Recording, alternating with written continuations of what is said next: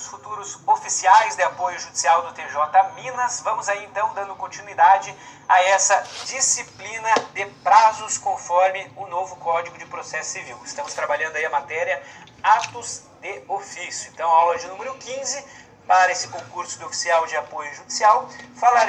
Terminaremos essa disciplina de prazos conforme a Lei 13.105 de 2015, ou seja, o nosso novo Código de Processo Civil. Com apenas uma ressalva, a gente não vai conseguir trabalhar, não teremos tempo hábil para verificar aquelas disposições sobre verificações dos prazos. Se você estiver aí com o CPC em mãos, procure aí e dê uma lida após o término dessa aula, ok? Uma matéria que não cai muito, eu tive aqui que privilegiar nessas duas aulas extensas, portanto, o que mais cai em prova sobre prazos do CPC. Então veja só, para começar aqui a ideia de prazos especiais, tanto dos entes públicos como do Ministério Público, o famoso MP. Artigo 180, aqui houve, pessoal, no novo CPC, houve uma simplificação, tá? Antes o que falava? Falava o seguinte: União, Estado, Distrito Federal, enfim, os entes públicos, não privados, tá? Essa regra não vale para sociedades de economia mista, não vale para empresa pública, porque são pessoas jurídicas de direito privado. A gente vai ver quem que aplica essa regra. Os prazos desses sujeitos, entes públicos e Ministério Público, aí entende-se que Ministério Público, tanto como parte como fiscal da ordem jurídica, será simplesmente em dobro para falar de forma geral nos autos. Okay? Então, se o prazo era de 15 dias, vai para 30, se for prazo de ato processual a ser praticado por entes públicos e como o MP, o Ministério Público. Então, aqui houve uma simplificada, por quê? Porque no CPC de 73, no artigo 188, confundia muito o candidato falando o seguinte, que o prazo para contestar em quádruplo e em dobro para recorrer.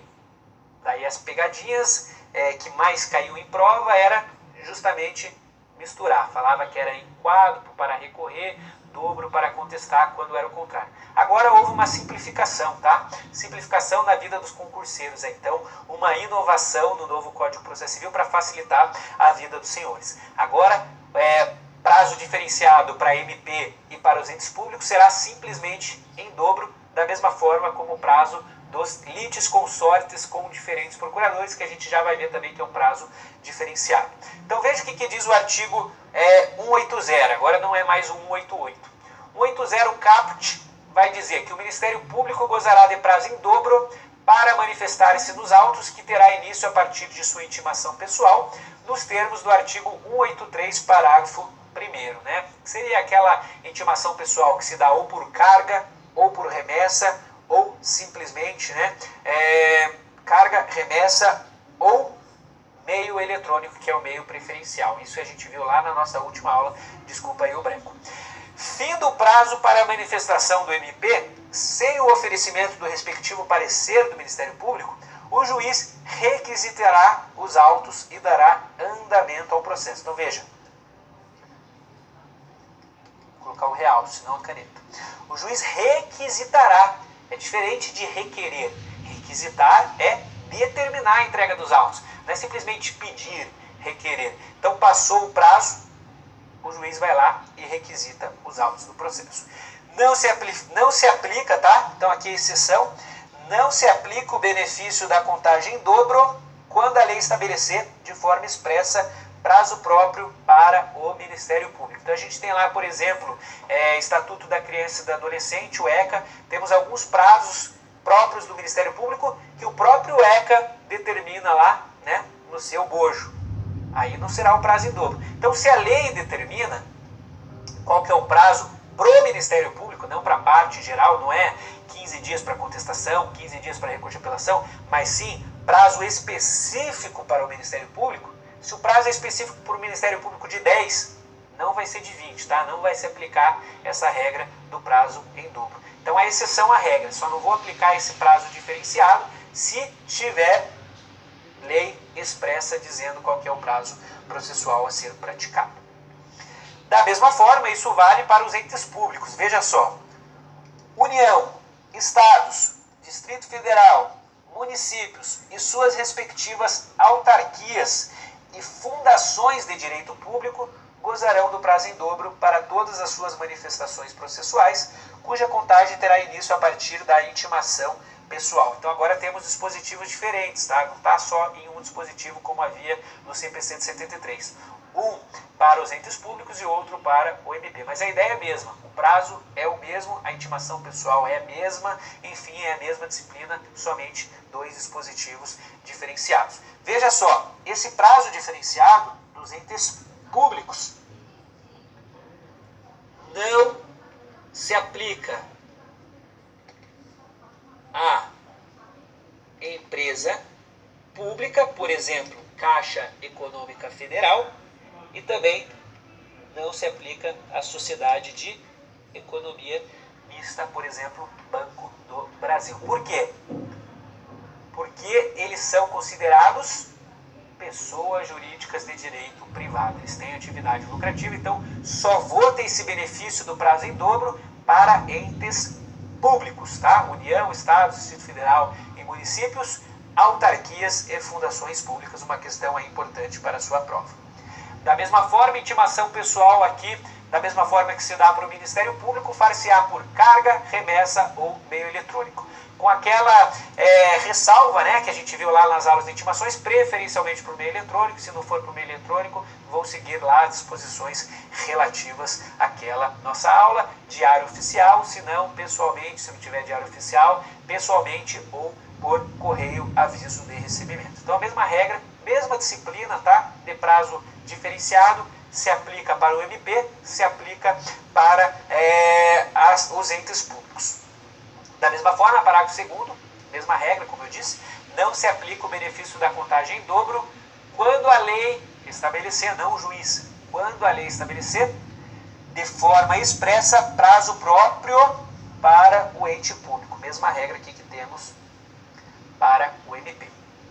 Carga rápida, ainda falando sobre prazos, a gente tem lá no artigo 107, parágrafo 3º, a gente já viu isso em uma das nossas aulas, que se eu tenho um prazo comum, né, se eu tenho um prazo, uma ação de indenização por danos materiais e morais, foi o exemplo que eu trabalhei.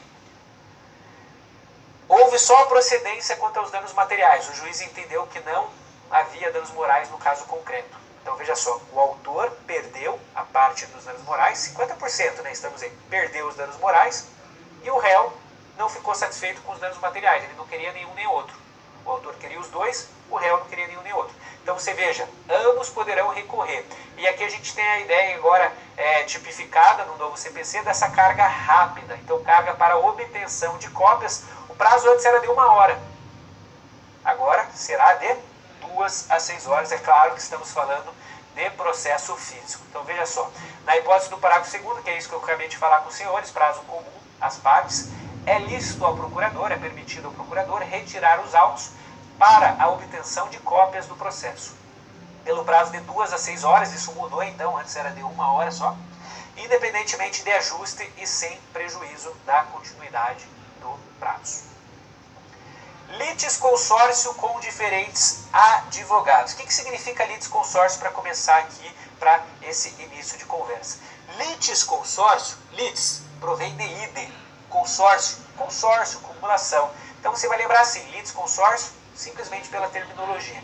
Lide, consórcio. Lide, pluralidade. Você vai lembrar pluralidade de partes. Então quando eu tenho mais de um autor no processo, quando eu tenho mais de um réu, por exemplo, um acidente de trânsito, eu vou lá, entro com ação em face do causador do acidente e entro em face da seguradora também. Temos litisconsórcio passivo, no polo passivo, ou seja, nos demandados da ação dos réus, aí estamos falando do processo de conhecimento. Ou também eu posso ter mais de um autor, litisconsórcio ativo. Então se eu tenho essa ideia de litisconsórcio, ou seja, mais de uma parte no processo, mais de um autor, mais de um réu, com diferentes advogados, o prazo será sempre em dobro, tá? Com diferentes advogados, e agora o novo CPC mudou um pouquinho a regra de acordo com a jurisprudência dominante e com a doutrina aí que já vinha trabalhando essa ideia. Então veja só o que diz o 229. Os litisconsortes que tenham diferentes procuradores, ou seja, a pluralidade de partes que tenham mais de um advogado e que esses advogados sejam diferentes, Ainda, o que houve aqui de complementação no novo CPC? Não basta que seja escritório advogado diferente, eles têm que ser de escritórios de advocacia diferentes também. Terão prazos contados em dobro para todas as suas manifestações em qualquer juiz ou tribunal, independentemente de requerimento, tá? Então veja só, isso aqui já não estava previsto no CPC de 73, foi uma inovação, por isso está em vermelho, mas já era construído pela doutrina, já era construído pela jurisprudência. Porque o que acontecia? Geralmente tinha lá mais de um autor, mais de um réu, litisconsórcio ativo ou passivo. E aí eles contratavam o mesmo escritório de advocacia, né? Contratavam um escritório de advocacia grande, por exemplo. E aí o que eles faziam? Para ter prazo em dobro, né? Para ter mais tempo, para atrasar mais o processo, eles falavam que o réu A era representado por advogado João, o réu B era representado pelo advogado José, sendo que esses mesmos advogados faziam parte do mesmo escritório da advocacia, né? Se contratava o escritório da advocacia, não os advogados. E aí já o STJ, já o STF, já os tribunais falavam, não, peraí, em que pese o CPC de 73 falar de diferentes procuradores, logicamente tem que ser de diferentes escritórios de advocacia. Então agora simplesmente fez o legislador tipificar isso de forma expressa no novo CPC. Então tem que ser de diferentes escritórios de advocacia. Okay? Isso vale, pessoal, a gente viu naquelas ações de cônjuges, né? Tem algumas ações, por exemplo, direitos reais sobre imóveis, direitos reais imobiliários, é necessário tanto para propor como para citar o consentimento de ambos os cônjuges.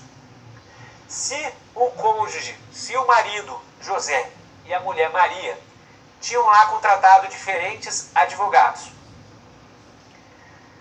mas os advogados forem de diferentes escritórios de advocacia, independentemente se são marido ou mulher, tá? Aí não está na lei isso, aí a jurisprudência também fala, é válido esse prazo em dobro. Então, independente se é marido ou mulher, pouco importa. Para eu ter esse prazo em dobro, prazo diferenciado, eu vou precisar então de dois requisitos, diferentes advogados e ainda diferentes escritórios de advocacia. Então essa regra de prazo diferenciado no novo Código de Processo Civil foi muito simplificada aí, como a gente acabou de ver. Lá, a diferença que tinha no CPC de 73 era aquela, prazo quádruplo para contestar, dobro para recorrer, Ministério Público e ente público. Agora não, agora tudo é em dobro para esses sujeitos, tá? MP e entes públicos, e agora litisconsortes com diferentes procuradores, diferentes advogados, e ainda que sejam diferentes escritórios de advocacia. Parágrafo primeiro, aqui uma exceção à regra, cessa esse benefício, cessa a contagem do prazo em dobro, se, havendo apenas dois réus, tá? É oferecida a defesa por apenas um deles, tá? Então aqui, pessoal, se eu tenho a revelia, por exemplo, apenas dois réus, muito cuidado, se eu tiver três, aí vai continuar esse prazo em dobro. Se eu tenho então a revelia, tinha lá o João para apresentar a contestação, o João não apresentou a contestação, não vai ter esse benefício do prazo em dobro agora não. O José, que seria o outro réu, imagina aí que são dois réus, vai começar a contagem do prazo a partir da falta da contestação do João, e aí será o prazo de 15 dias para contestação, não mais de 30, como seria o benefício. Então essa é uma exceção à regra. Cessa a contagem do prazo em dobro se, havendo apenas dois réus, é oferecida a defesa por apenas um deles. Outra exceção à regra, muito importante, não se aplica o disposto no caput, ou seja, o prazo em dobro, nos autos de processos eletrônicos, tá? Processo eletrônico não se aplica essa regra aí, e também temos um enunciado do FONAGE, Fórum Nacional dos Juizados Especiais, que não se aplica aos juizados, tal regra também, enunciado, se não me engano, 1, 2, 3, tá? Não se aplica porque vai contra o princípio da celeridade dos juizados especiais. No final desse nosso curso, a gente terá aí inúmeras aulas para discutirmos juizados. Também tive o privilégio de ser professor nessa disciplina da Lei 9.099, mas iremos reiterar essa matéria porque consta do nosso conteúdo programático. Comprovação de feriado local. Cabe a quem? Cabe à parte interessada comprovar a existência de feriado local, não estadual, tá? Local, somente daquela cidade, a fim de justificar a tempestividade de seu ato processual. Então não é o juiz que vai comprovar isso, é a parte interessada. Segundo Fred Didier Júnior, esta norma está prevista no título específico sobre recurso, mas de acordo com ele serve, né, também aqui para os atos processuais, para os prazos processuais de forma geral. Mas veja que é um entendimento doutrinário, tá? É extraído de outra parte do CPC. Termo inicial do prazo pela prática de ato a ser realizado pela parte, não pelo seu advogado, tá? Então veja só, artigo 231, parágrafo 3º. Quando o ato tiver de ser praticado diretamente pela parte, ou por quem de qualquer forma participe do processo, sem a intermediação de representante judicial, seja advogado, representante, enfim, o dia do começo do prazo para o cumprimento da determinação judicial corresponderá à data em que se der a comunicação. Então veja só, se a gente está falando aqui de uma sentença, o João, que era o réu naquela ação, foi lá e foi condenado naquela ação. Perdeu o processo. Aí o que acontece? Quem que vai ter que pagar a condenação? O advogado ou a parte? A parte. Então veja só, essa é a regra que estamos falando aqui do 231, parágrafo 3º. Se o ato processual cabe à parte pagar a condenação, é a parte que deve pagar, não o seu advogado. Se for a parte que deve pagar, será contado a partir do momento em que a parte receber a comunicação.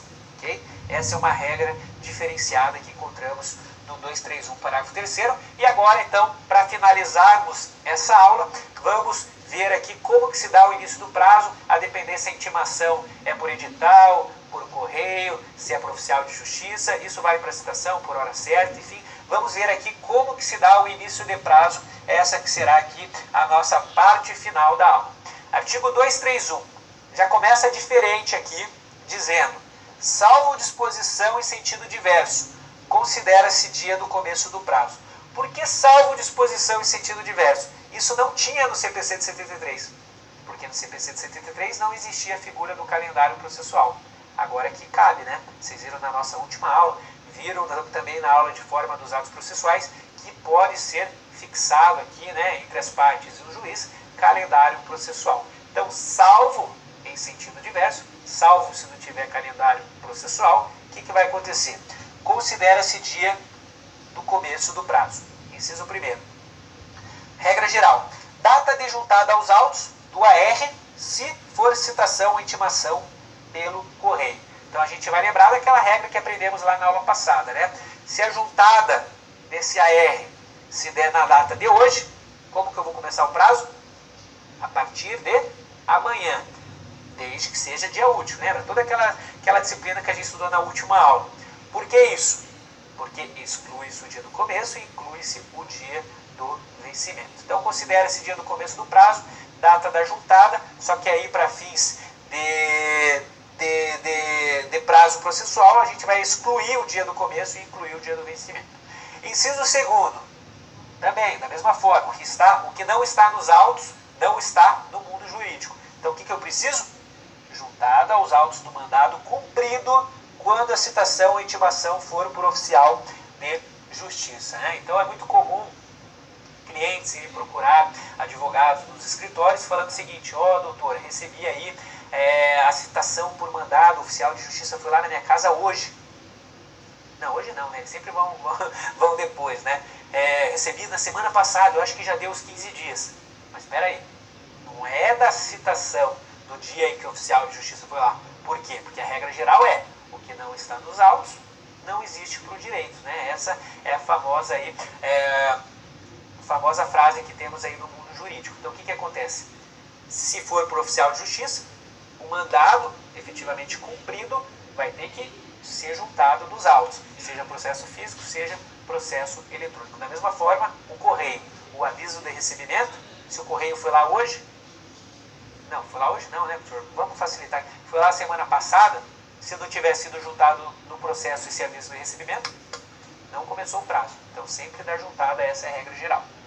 Inciso 3º, a data da ocorrência da citação da intimação quando ela se der por ato do escrivão chefe de secretaria, tá? Aqui é uma diferença, tá? Essa regra geral que eu acabei de falar com os senhores. Por quê? Se a parte foi lá no cartório dar uma olhadinha no seu processo, pouco importa se estava pendente intimação ou não. Vai ser intimada ali do tudo que tiver no processo, né? Essa é a regra geral aí também, portanto.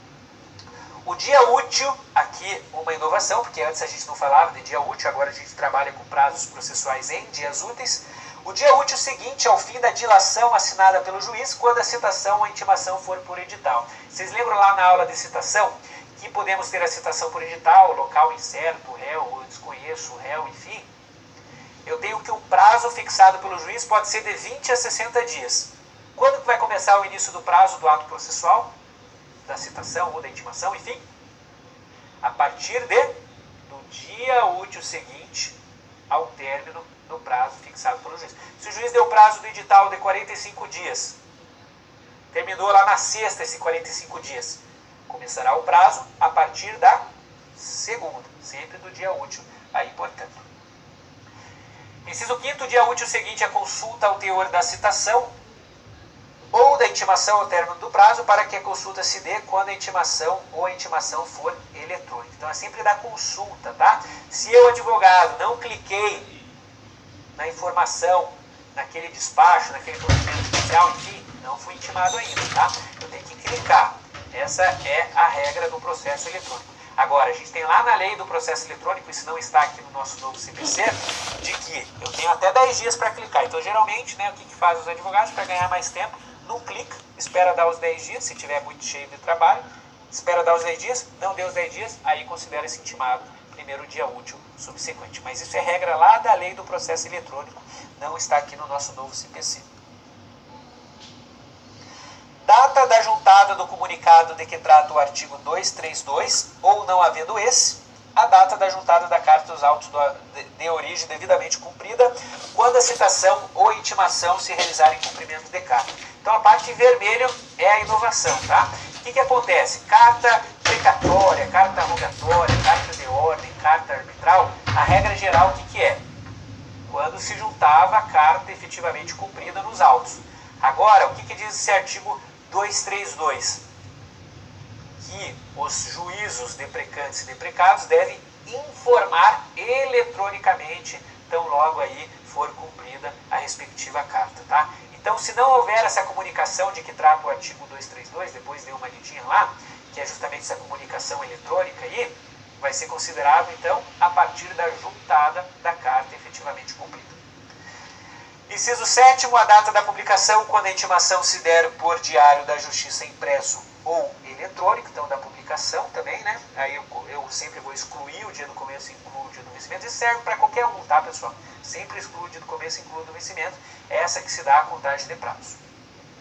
Inciso 8º, dia da carga, quando a intimação se der por meio da retirada aos autos em carga do cartório ou da secretaria. Então, se o advogado vai lá e retira os autos do processo em carga, leva para sua casa, para o seu escritório, enfim, para onde for, será então o início do prazo da data em que ele retirou os autos do processo em carga.